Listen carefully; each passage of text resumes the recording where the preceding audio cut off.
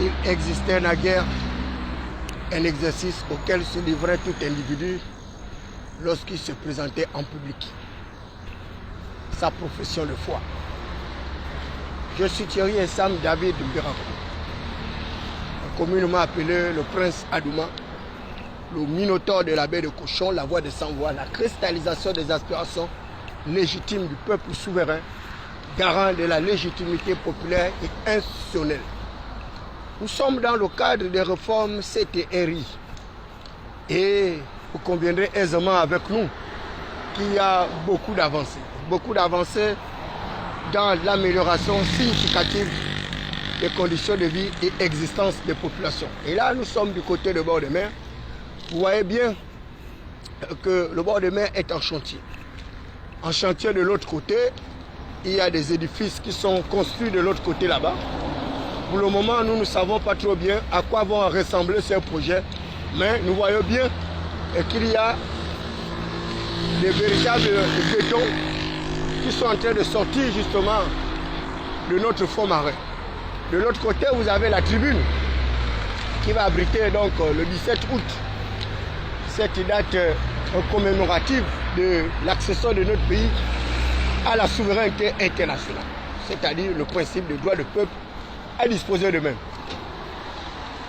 Et il vous souviendra, il y a à peine quelques jours, lors de sa visite dans la province de la Nyanga, le chef de l'État a manifesté ouvertement sa désapprobation, son désappointement, sa gêne face à l'inertie, à la l'apathie, à la paralysie, à l'apoplexie de plusieurs de ses collaborateurs face aux attaques répétées de celui-là que nous appelons tous le perroquet national, c'est-à-dire Alain-Claude Biebinze. Alain-Claude Biebinze, à travers plusieurs pics, et l'une de ces pics les plus importantes disait que les militaires doivent retourner à la caserne. Alain-Claude Biebinze ne s'arrêtera pas là. Il ira jusqu'à dire que les autorités de la transition l'avaient approché et que malheureusement, il avait décliné l'offre pour des raisons qui sont les siennes. Alain-Claude Biebinze qui disait également que le Gabon d'aujourd'hui ressemble fondamentalement au Gabon d'hier. Et notre très cher père de la nation, c'est-à-dire le général de brigade Brice Koté Oligui Nguema, a d'ailleurs avancé plusieurs arguments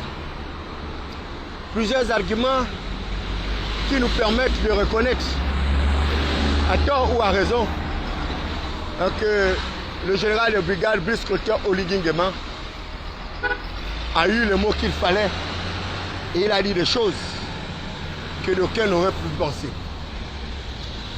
Il a dit clairement, à travers sa riposte, non pas une riposte gradieuse, mais là, le président de la République a utilisé une véritable politique de contournement, une politique d'endiguement. Il a dit clairement que le Gabon d'hier, c'est-à-dire le Gabon d'Alain-Claude Biebinze, n'avait absolument rien de comparable avec le Gabon qui est construit actuellement par Brice Koté Oligui Nguema. Et c'est une réalité de fait. C'est une réalité de fait. Le Gabon d'hier d'Alain-Claude Biebinze n'avait pas autant de chantiers. Vous voyez bien ce chantier de l'autre côté. Le Gabon d'hier d'Alain-Claude Biebinze, eh bien, il n'y avait pas ce chantier-là. Il n'y avait pas ce fond marin qui avait retenu l'attention des autorités. Et aujourd'hui, ce fond marin est en train de se développer. Vous allez du côté du bord de mer, du côté du lycée national Léomba, vous allez voir des aménagements qui sont faits. Vous allez du côté de notre ex-foire, et d'ailleurs j'ai été là-bas. Vous allez également voir des aménagements qui sont faits. Donc, dire que le Gabon d'hier ressemble au Gabon d'aujourd'hui, eh bien, c'est faire preuve d'un véritable aveuglement, d'une véritable cataracte et cécité intellectuelle. Le président de la République, chef d'État, Brice Koté Oligui Nguema, le dit aisément que le Gabon d'hier, c'est-à-dire le Gabon d'Alain-Claude Biebinze, ancien Premier ministre déchu, Premier ministre d'un système décrié qui a géré notre pays pendant 55 ans de règne de pouvoir sans discontinuité. Le règne d'un seul patronyme, c'est-à-dire le bongoïsme précambien. Ce bongoïsme aléatoire, mercantiliste épicurien qui a plombé justement notre pays dans les affres du sous-développement, dans les affres de la paupérisation, de la misère et la pauvreté la plus abjecte sauvage. Donc le Gabon d'Alain Claude Biebinze n'a rien à voir avec l'actuel Gabon qui se construit par le général de brigade Brice Clotaire Oligui Nguema. Et il a commencé d'ailleurs à énoncer un certain nombre de réformes. Brice Clotaire Oligui Nguema qui l'a dit clairement que le Gabon d'Alain Claude Biebinze hier, avec son chef-d'œuvre Ali Bongo Diba, n'arrivait pas à payer les bourses de nos enfants. Le Gabon d'Alain Claude Biebinze avec Ali Bongo Diba et son système bongoïste, ces pédégistes de l'ère monolithique, n'avaient rien à voir avec celui de Brice Clotaire Oligui Nguema, dès lors que leur Gabon d'hier n'arrivait pas à payer les pensions retraite à nos parents, c'est-à-dire ceux-là qui ont travaillé pendant longtemps et qui arrivaient à avoir une pré-retraite, donc une demi-retraite. Le Gabon d'Alain Claude Biebinze n'a rien à voir avec le Gabon d'Oligui Nguema, qui aujourd'hui arrive à la régularisation de situations administratives de plusieurs agents. Le Gabon d'Alain Claude Biebinze est totalement différent du Gabon de Brice Clotaire Oligui Nguema. Le Gabon de Brice Clotaire Oligui Nguema se caractérise par des réformes, par la mise à mort de ce qu'on a appelé le blocage des situations administratives des agents publics grâce à des politiques de relance économique macabres. Ces politiques qui ont enfermé, qui ont embrigadé, emprisonné les carrières des agents publics avec une impossibilité de pouvoir s'inscrire à l'école de préparation aux carrières administratives, s'inscrire à l'ENA, s'inscrire au concours de l'INJS, s'inscrire dans les différents concours. Il était quasiment impossible d'avoir un emploi public, le Gabon d'Alain Claude Biebinze. Mais le Gabon d'Oligui Nguema aujourd'hui permet aux jeunes d'avoir accès justement aux écoles supérieures, permet aux jeunes d'avoir accès à l'école de préparation carrière administrative, à l'ENA, avec d'autres écoles qu'ils avaient fermées, l'ENS et autres. Ça, c'est le Gabon d'Oligui Nguema. Totalement rien à voir avec le Gabon d'Alain Claude Biebinze. Le Gabon de Biebinze n'a rien à voir avec le Gabon d'Oligui Nguema, qui est un Gabon caractérisé justement par une gestion collégiale des pouvoirs publics. Aujourd'hui, vous avez un gouvernement avec toutes les spécificités. À l'intérieur de ce gouvernement, vous avez les membres de l'opposition, vous avez les membres du Parti démocratique gabonais, vous avez la société civile, vous avez les partenaires au développement, vous avez les membres des associations, des organisations non gouvernementales, etc. etc. Le Gabon d'Alain Claude Biebinze n'a rien à voir avec le Gabon de l'île. Le Gabon d'Alain Claude Biebinze s'est caractérisé par une chambre bicamérale monocolore, une véritable caisse de résonance qui était là tout simplement pour service de base arrière de la politique du chef de l'État Ali Bongo Diba. Mais la chambre bicamérale actuelle au Gabon, elle est multicolore. C'est cela à l'image du Gabon de Brice Clotaire Oligui Nguema. Un Gabon de la recherche, de la restauration de la dignité du peuple souverain, garant de la légitimité populaire. Un Gabon justement qui laisse libre cours au principe de l'égalité des chances pour tous, selon une justice rétributive et distributive. Le Gabon de Brice Clotaire Oligui Nguema est un Gabon de favoritisme de plusieurs personnes qui ont subi les affres justement de la dictature, de l'impérialisme justement d'Alain Claude Biebinze avec son maître d'ouvrage, c'est-à-dire Ali Bongo Diba. Le Gabon d'Oligui Nguema aujourd'hui se caractérise par plusieurs investissements productifs dans tous les domaines. Vous avez Gabon 24 qui est en train de se faire, de se construire de l'autre côté. Vous avez le fonds marin qui est en train de se développer avec plusieurs investissements. Vous avez la cité justement administrative qui est en train d'être construite, qui va prendre pratiquement 40 étages, donc le tour. Le Gabon d'Alain Claude Biebinze n'a rien à voir avec le Gabon de Brice Clotaire Oligui Nguema. Le Gabon de Brice Clotaire Oligui Nguema nous a permis d'acheter la société Assala pour que nous arrivions à une espèce d'autonomie pétrolière. Le Gabon de Brice Clotaire Oligui Nguema nous a permis d'avoir justement une compagnie aérienne dont les flottes, les aéronefs s'achètent actuellement pour pouvoir desservir nos différentes localités, c'est-à-dire l'arrière-pays cloisonné par un système routier des plus anachroniques. Donc le Gabon de Brice Cotton Oligui Nguema est un Gabon qui donne de la fierté aux Gabonais. C'est un Gabon qui fait rêver le plus grand nombre de compatriotes gabonais.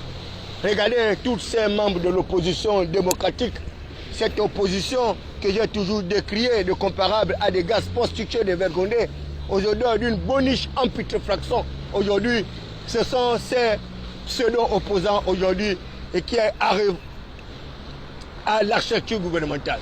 Vous allez du côté du ministère de la Justice, c'est un opposant qui siège là-bas au ministère de la Justice.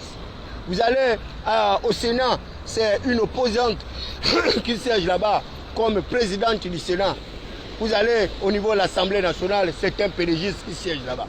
Donc le Gabon de Oligui Nguema est un Gabon de partage, un Gabon de la prospérité partagée, un Gabon qui met en place un certain nombre de mécanismes de rétribution sociale. Le Gabon de Brice Cotton Oligui Nguema est totalement différent du Gabon d'Alain-Claude Biye-Bindji. C'est le Gabon de Brice Cotton Oligui Nguema qui a permis à David Berakoma d'avoir un véhicule acheté par le chef de l'État. Et des cas comme ça, je pourrais le multiplier jusqu'à l'infini.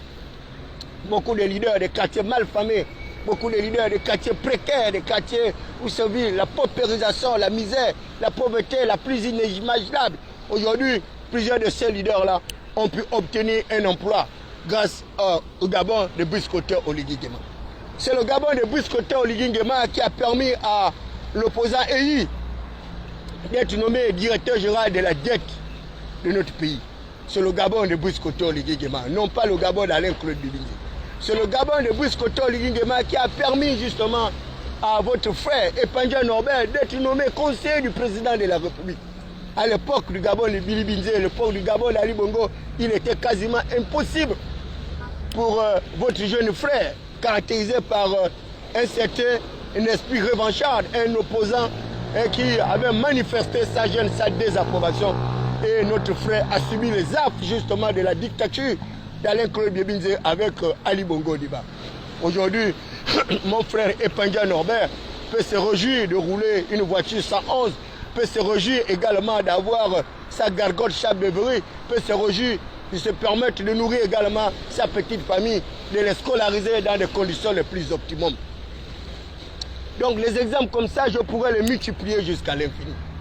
Le Gabon d'Alain-Claude Biye-Bindji n'a rien à voir avec le Gabon de Oligui Nguema.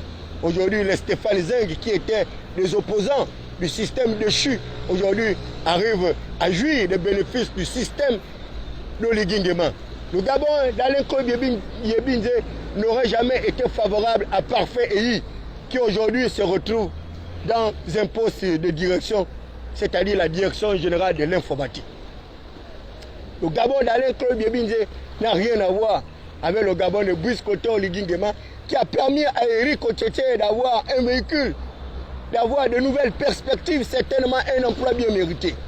Le Gabon d'Alain-Claude Biye-Bindji n'a rien à voir avec le Gabon de Brice Cotton Oligui Nguema, qui a permis à Bienvenu Bitom d'être nommé chargé d'études, à Mikala d'être nommé conseiller du ministre du Commerce. Le Gabon d'Ali Bongo Liba, on n'aurait jamais pu envisager ces acteurs politiques bénéficier d'autant de faveurs, d'autant de grâce, d'autant de générosité, d'autant de solidarité de Brice Cotton Oligui Nguema. Le Gabon d'Alain-Claude Biye-Bindji n'a rien à voir avec le Gabon de Brice Cotton Oligui Nguema. Ça, c'est une véritable apalissade, c'est une action, c'est une vérité, une certitude. Et Brice Cotton Oligui Nguema a toutes les raisons de s'insurger. De s'insurger par rapport à ces pseudo-soutiens, ces courtisans et intrigants qui arrivent comme ça à jouir du bénéfice justement du leadership de Brice Cotton Oligui Nguema, mais sans pour autant rendre l'ascenseur. Voilà des individus qui ne sont même pas capables de protéger leur propre emploi, qui ne sont même pas capables justement de justifier les postes qu'ils occupent. Conseiller spécial en communication du chef de l'État, mon œil. Chef du département communication, mon œil. Conseiller chargé de mission du président Labi, mon œil. Conseiller spécial chargé de mission pour la mon œil. ministre de la communication, mon œil. Et le chef de l'État ne cesse de le rappeler. Il ne cesse de le rappeler. Qu'il y a des principes de responsabilité, les principes de collégialité gouvernementale, les principes de responsabilité de la structure gouvernementale n'ont rien à voir avec les principes de collégialité, avec les principes d'individualité. La responsabilité individuelle, elle n'existe pas au sein d'un gouvernement. C'est la responsabilité collective au sein d'un gouvernement. Et le chef de l'État est clair, même si certains n'ont pas participé aux résolutions du dialogue national inclusif, mais ces derniers doivent être totalement solidaires avec l'architecture gouvernementale actuelle.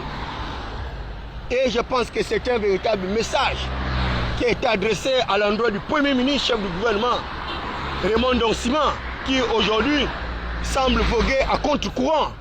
Lui également, il arrive à critiquer d'ailleurs avec acerbe les résolutions du dialogue national sur la suspension des partis politiques, sur les conditions d'éligibilité justement à la fonction présidentielle, sur le principe justement de nationalisation de certaines fonctions à caractère souverain. Donc le gouvernement actuel doit être à la mesure des attentes des populations. Il ne s'agit pas de critiquer pour critiquer alors qu'ils sont en poste. Vous êtes membre du gouvernement, c'est à vous justement de répondre aux attentes du président de la République. C'est à vous de répondre aux attentes des populations. Il ne s'agit pas de faire passer le chef de l'État pour celui-là qui serait à l'origine de toute la misère du peuple souverain. Faire croire que ce chef de l'État serait celui-là qui est à l'origine de blocage de toutes les réformes institutionnelles, ce n'est pas possible. Le chef de l'État n'a pas été au dialogue national. Le dialogue national a été bel et bien initié par le chef de l'État, mais nous avons eu toutes les composantes sociétales. Et si d'aucuns n'ont pas compris la justesse d'arriver à de véritables réformes pour arriver à un régime présidentiel qui puisse satisfaire les intérêts du plus grand nombre de personnes, eh bien, vous n'allez pas accuser le détenteur exclusif du pouvoir totalitaire, vous n'allez pas accuser le détenteur de l'absolutisme du pouvoir dès lors qu'il vous a donné la possibilité justement d'arriver à un certain nombre de réformes. Des réformes sur le plan institutionnel, des réformes sur le plan démocratique pour arriver à accélérer le processus de démocratisation de masse. Malheureusement, ce fut une occasion manquée parce que les gens sont allés au dialogue avec leur niveau d'aptitude professionnelle le plus macabre. Certains d'ailleurs sont des déscolarisés qui se sont retrouvés au dialogue national inclusif. D'autres sont des semi-lettrés sans véritable aucune expertise et professionnalisme. Alors qu'est-ce que vous aurez pu attendre de ce dialogue national inclusif? Ils n'ont d'ailleurs pas été capables d'arriver à ce que Montesquieu énonçait dans l'esprit de la loi, c'est-à-dire le principe séparatoire des pouvoirs. La séparation des pouvoirs entre le pouvoir exécutif, le pouvoir législatif et le pouvoir judiciaire. Malheureusement, ce sont eux qui ont opté pour un régime présidentiel rigide et aujourd'hui, ce sont eux qui se plaignent. Non, vous n'avez pas à vous plaindre. Vous ne méritez que les dirigeants qui sont faits à votre image et à votre ressemblance.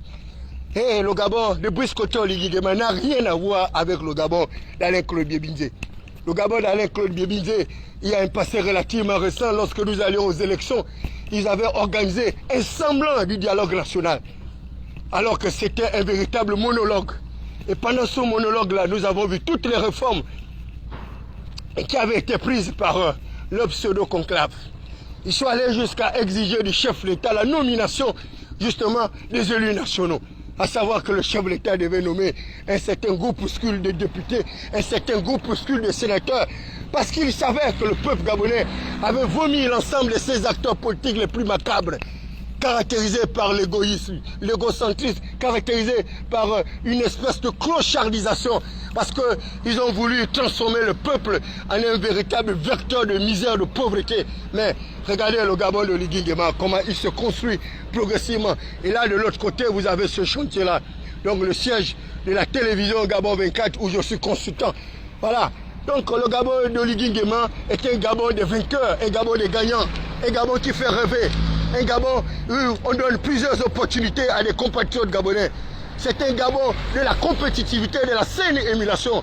Alors que le Gabon d'Alain-Claude Bié-Binzé était un Gabon de favoritisme, un Gabon de parachutage éhonté, un Gabon qui ne faisait pas rêver. Mais le Gabon ne brise côté Oligui Nguema. On a toutes les chances, on a toutes les possibilités et toutes les probabilités de pouvoir faire éclore son génie, de pouvoir faire éclore justement son professionnalisme, son expertise et sa capacité productive. Là, vous avez le siège de notre chaîne de télévision Gabon 24 et voilà, c'est en 9 mois, tout est en train d'être construit. D'ici pratiquement le mois de décembre, certainement nous allons occuper ce siège-là. Pour le moment, je continue à être consultant au sein de cette chaîne de télévision parce qu'ils m'ont donné également la possibilité, la probabilité de pouvoir éclore mon génie, de pouvoir également me battre avec d'autres leaders des quartiers sous-intégrés. Donc, lorsque le chef de l'État arrive à interpeller justement ces courtisans, ces intrigants sans base électorale qui n'arrivent pas à véritablement comprendre les politiques de riposte, les politiques d'endiguement et de contentement, et c'est tout de même dommage. C'est tout de même dommage parce que les gens occupent les postes de responsabilité, mais ils n'ont pas l'expertise requise. Ils n'ont pas l'expertise requise pour pouvoir justement atteindre les fondamentaux de développement avec succès, pour pouvoir justement arriver à faire bénéficier des populations des minima sociaux. Les minima sociaux. Les minima sociaux. Les minima sociaux. Malheureusement, nombreux ne comprennent pas ce que c'est que les valeurs démocratiques, ce que c'est que les valeurs normatives. La démocratie, c'est le meilleur système de gouvernance politique, économique et sociale. C'est la démocratie qui vous permet d'être en saine compétitivité électorale. C'est la démocratie qui vous permet d'être en saine émulation pour que le meilleur puisse émerger. Malheureusement, ce n'est pas Alain Claude Biebinze qui va nous parler de son Gabon. Son Gabon d'hier, où les Pachidem, justement, avaient des passeports diplomatiques, des passeports de rhodien, des passeports de service. Les Pachidem étaient choyés au détriment justement de ceux-là, c'est-à-dire leurs potentiels électeurs. Et c'est pourquoi les femmes de Makoukou pouvaient chanter ce cantique nouveau, PDG échoué. PDG échoué pour la simple raison que ce parti politique qui a régenté l'activité politique, économique et sociale de notre pays pendant 55 ans de règne de gouvernance chaotique, 55 ans de règne de gouvernance eschatologique, caractérisé par l'égocentrisme, caractérisé par l'individualisme, le parrainage le plus honté, caractérisé justement par un système de tutorat et de protectorat. Mais le Gabon de Brice Côté Oligui Nguema, c'est le Gabon de l'espoir. Le Gabon qui permet les leaders de quartiers précaires que nous sommes d'arriver à rentabiliser notre système de plus-value, à accélérer justement notre système de maturation politique pour que lors de l'élection générale à venir, eh bien, nous ferons également valoir nos compétences. Donc, vous qui occupez la scène politique, vous qui êtes les collaborateurs du chef de l'État, c'est un véritable désaveu de votre part. Le chef de l'État vous a désavoué formellement parce que vous n'êtes pas à la hauteur. Vous n'êtes pas à la hauteur, ce n'était pour le chef de l'État de vous dire de pouvoir défendre votre pitance, de pouvoir défendre justement vos gargotes et vos bébéries. Vous occupez des postes à tort. Conseiller spécial chargé de mission du chef de l'État. Des postes qui ne reposent sur rien. Parce que les personnes qui sont choisies n'ont pas le profil qualificatif requis pour pouvoir exercer ces charges avec expertise, avec professionnalisme. Je suis Thierry Essam David Mbirakouma. Nous sommes à plus de 34 ans d'apprentissage démocratique. Et moi, je suis de la génération Alain Claude Biebinze. Certains sont venus justement dans l'archipel politique à partir de 2009, à partir de 2016. Donc nombreux n'ont pas justement fait leur classe. Nombreux n'ont aucun service rendu. Ils n'ont pas d'état de service. Et c'est pourquoi vous les voyez, ces gens-là portent des costumes taillés sans mesure. Des costumes qui ne reflètent pas leur véritable niveau d'aptitude politique, leur niveau d'expertise. Et c'est pourquoi le Gabon souffre. Donc nous avons besoin d'une véritable nouvelle classe politique rajeunie avec une saine compétitivité électorale pour que les meilleurs puissent émerger. Et nous, les leaders des quartiers sous-intégrés, nous attendons ces rudes batailles. Et nous osons tout simplement croire que le chronogramme de la transition sera respecté. À savoir que nous irons aux élections présidentielles en août 2025. Mais je vous le dis, moi, Thierry Essam David Mbirakouma, le prince Adouma, la voix des sans-voix, la cristallisation des aspirations légitimes du peuple souverain. Vous entendrez parler de moi en août 2025. Vous entendrez parler de moi. De la même manière, j'ai été clochardisé, esclavagisé par le système déchu. ce système nécromancien, luciférien, sataniste, à travers ces pharisiens politiques qui ont vendu du vent au peuple gabonais, au Gabon, un pays riche, à revenu intermédiaire de la tranche supérieure, considéré comme un scandale géologique, mais dont le peuple vit dans la crasse, dans la misère, dans la prévarication. C'est une situation intolérable, voire inacceptable. Et je le dis, je le répète, nous sommes des Gabonais. Ici, nous sommes au Gabon et nous avons le droit de défendre notre gabonité et notre gabonitude. Et contre vents et marées, nous irons en bataille contre ces prestidigitateurs politiques sans base électorale. Ces politiciens minables qui ont cru à tort ou à raison qu'ils pouvaient comme ça esclavagiser une certaine jeunesse, une jeunesse des quartiers mal famés, une jeunesse des égouts, une jeunesse avec des individus sans niveau de profitabilité, sans diplôme. Certains d'ailleurs avaient les diplômes contrefaits, incapables d'arriver à des véritables politiques de riposte, incapables de communiquer. Et ils sont là, ils observent ce qui se fait en jouissant justement du bénéfice de leur fonction. Une bande de gougnéfiens incapables de toute riposte. Et ils sont là. Ce sont eux qui emmènent les gens dans les quartiers, dans leurs grosses voitures, en train de jouir du leadership de Brice Koto Oligui Nguema, alors qu'ils n'ont aucune plus-value, aucune productivité. Une bande de lascars. Et ils arrivent à vouloir se justifier. Ils arrivent à vouloir se justifier. Vous n'êtes pas à la hauteur. Vous n'êtes pas à la hauteur. Et le chef de l'État devrait tirer les conséquences qui s'imposent en se débarrassant de toutes ces personnes, toutes ces vermilles, ces oripeaux politiques qui ne sont pas capables justement de justifier leur pitance, qui ne sont pas capables de justifier leur leadership, parce que c'est un leadership contrefait, un leadership sclérosé, frappé justement d'un certain assouplissement, frappé d'une certaine paralysie de leurs fibres intelligibles, de leurs neurones qui sont atrophiés. Rien à voir avec David Berakouma, le prince Adouma, frappé du sceau du savoir et l'onction de la faculté, cerveau-serveur divinement électrifié. Vous étiez à l'émission Atmosphère, animée par David Berakouma. Les réformes s'étaient. Nous en parlerons. Nous en parlerons de plus belle. Parce qu'il y a un véritable panorama que je suis en train de mettre en musique. Un bilan mi-parcours du général de brigade que je dévoilerai justement le 30 août prochain, qui sera le jour commémoratif de la première année de la transition. Et je mettrai en éveil tout ce qui était fait dans le cadre des réformes sétériées par le général de brigade Brice Koto Oligui Nguema. Mais retenez tout simplement que Brice Koto Oligui Nguema, en 9 mois, a créé plus d'emplois que n'a réussi à le faire Ali Bongo Ondimba lors de sa deuxième mandature, frappé d'un accident cardio-cérébral. Ali Bongo Ondimba, qui nous avait promis la prospérité partagée. Et il le disait à travers ses discours fallacieux, ses discours prestidigitateurs avec son ancien Premier ministre, le perroquet national. Il le disait, je ne serai heureux que lorsque les Gabonais seront heureux. Je ne serai fier de ma politique que lorsque ma politique sera fière à l'ensemble de tous les Gabonais. Et qui nous a promis l'émergence à l'horizon 2025. Nous sommes à quelques mois de 2025. L'émergence qu'Ali Bongo Ondimba nous avait promis était une véritable chimère, une espièglerie tartuffaire. Et aujourd'hui, ils n'ont pas prévu le cours des événements. Malgré le fait que je le dirais, je leur disais que le cœur du roi est un courant d'eau entre les mains de l'Éternel. L'Éternel incline partout où il veut pour accomplir sa volonté. L'accomplissement de sa volonté. Cette fois le juste tombe, cette fois il se relève. L'arc de puissance sera brisé. L'arc de puissance sera brisé. Les faibles ont la force pour ceinture. Les faibles ont la force pour ceinture. La force est à l'Éternel des armées. La force est à l'Éternel des armées.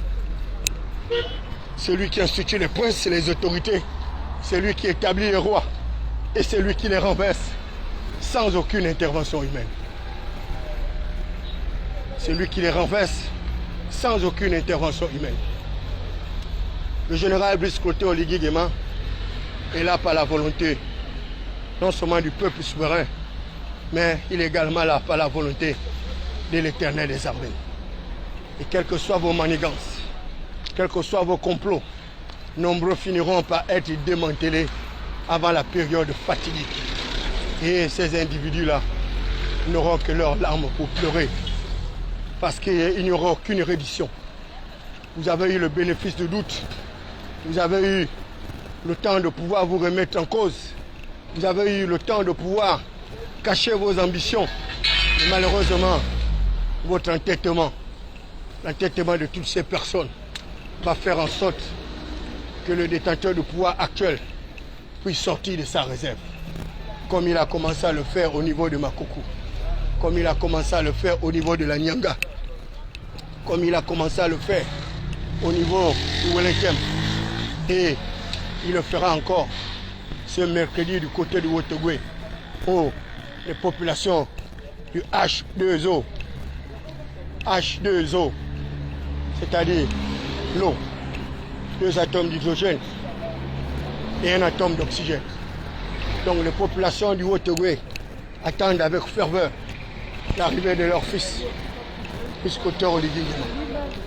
Donc je voudrais faire mien, comme l'a fait mon très cher frère Wilfried Okumba Kamitatou, le nid d'Andjougou, qui appelait justement les populations du Wotogwe, les populations de Basoukou, Mwenda, Bakumba, etc., etc., de pouvoir réserver un accueil de plus délirant, un accueil chaleureux à leur fils Biscotter Oligui Nguema. Vous savez, lorsque vous avez la chance, la possibilité d'avoir à la tête du pays un de vos fils, eh bien vous devez vous réjouir. Je dis bien, vous devez vous réjouir. Certains diront qu'ils n'arrivent pas à profiter justement du leadership de leur fils, mais vous aurez toujours les membres de votre famille qui bénéficieront du leadership justement de votre fils. Biscotter Oligui Nguema nous a sortis d'une impasse. Biscotter Oligui Nguema nous a protégés d'une véritable catastrophe. Il nous a sortis d'une véritable hécatombe. Aujourd'hui, ceux-là qui dansent le Ngundayer sont en train de danser le tango. En 9 mois, ils sont en train de danser le tango. Imaginez dans 2 ans, dans 3 ans, dans 5 ans, dans 7 ans, comme l'a déjà dit le général de brigade. Que s'il en 9 mois, il a pu faire ce qu'il a fait, imaginez ce qu'il fera à 7 ans. Donc, vous le voulez ou pas, Biscotter Oligui Nguema sera candidat. Et nous attendons ces potentiels adversaires. Nous allons mener une véritable bataille contre ces individus, avec des politiques de riposte, des politiques d'endiguement et de contentement. Donc, vous êtes ouverts. Nous sommes en démocratie. Comme vous le dites si bien, eh bien, nous attendons comment vous allez faire valoir également votre leadership pendant cette période démocratique. Hier, vous étiez au pouvoir. Vous avez exercé le pouvoir pendant 55 ans de règne de gouvernance de manière ininterrompue. Maintenant, c'est le pouvoir des militaires. Il est hors de question que les militaires retournent dans les casernes. Ce n'est pas possible. L'abeille et le poisson habitent des points différents. Mais qui a dit au poisson que le miel est sucré? Qui a dit au poisson que le miel est sucré? Ah, la vie. Je vais souffler un peu dans un beau restaurant de la place pour boire une bière bien glacée. Ici, la bière est à 1500 francs. Moi aussi, je vais essayer de faroter un peu comme les autres qui farotent à Pélisson, mon frère, mon frère Mekamemba, qui boit maintenant le thé au citron. Oh, Zana, glory to God.